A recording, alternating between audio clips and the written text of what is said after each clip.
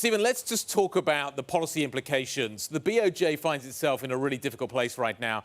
Inflation is rising in Japan. We're waiting to find out whether it's going to stick with current policy that had its bedrock in Abenomics. How does this change that policy framework that the BOJ is going to be operating under?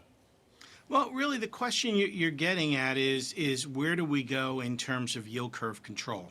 Because that is the central component that is most questioned about the particular position we're in with Kuroda running the BOJ and what that will do to the currency if that policy is changed.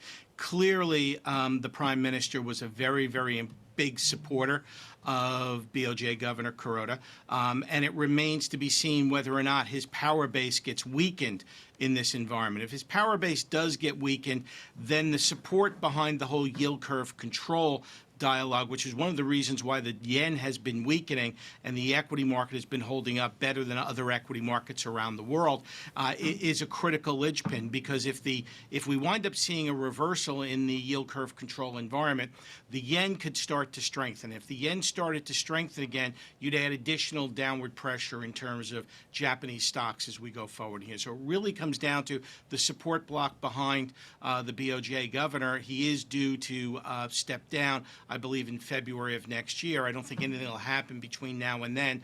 But as things always unfold in Japan, they unfold slowly and in the backdrop, trying to build a consensus. We'll get some feeling as to where that consensus is going, and then we'll get a better feel and it'll start to be reflected very, very quickly in terms of the currency story. Stephen, I'm glad you brought up the yield curve control story, and especially that yen potential for yen strength. But I'm curious, what are the actual odds of that? I mean, I believe we have an election in Japan as soon as this weekend, in addition to a BOJ that has really stood steadfast in that policy. So what are the odds of that scenario that you just outlined?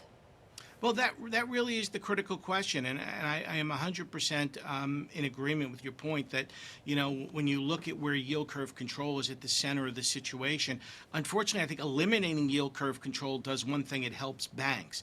But does it really help the rest of the Japanese economy to allow long-term real yields to widen and perhaps the curve to steepen a bit? Maybe it helps out a little bit in terms of retiree savings, but really not all that much. So it's a real question as to how much that will have an impact on the underlying macroeconomic story, but it will have a big impact on what happens in terms of the currency, and that's why it's the focus that everyone has. I put the probabilities on it as, 25%. Okay, but a significant tail risk. Order of magnitude of a move that you could see were that to happen? Order of magnitude in the currency? Order of magnitude in the equity. Well, in the currency, I think you could probably have a 5 to 10% correction very, very quickly in the yen.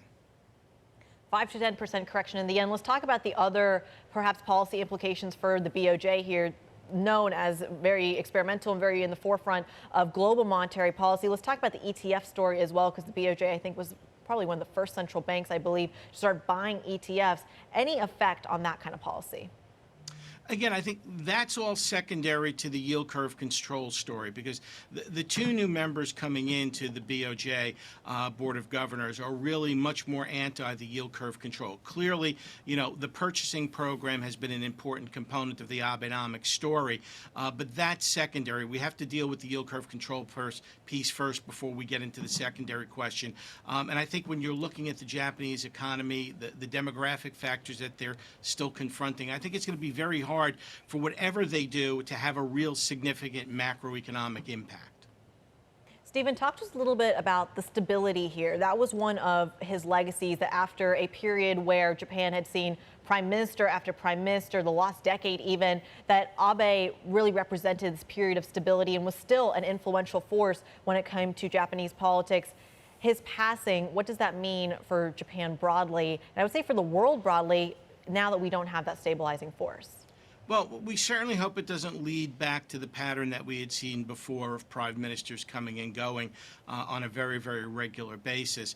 Clearly, he did lend some stability to the political environment. But again, he did it by leading from ideas. He did it by leaving from proposals to try to correct the problems. And I think when you're looking at the current administration in Japan, there has to be a bit more stepping up on their side in terms of where they're going to go, how they're going to go, and how they're going to make or affect change in the Japanese economy against the myriad of problems that they confront. And I think that's really going to be the telltale sign. If they don't do that, we could go back to the volatility. If they do step up, then I think you could be in an environment where you can have return stability being a maintained environment.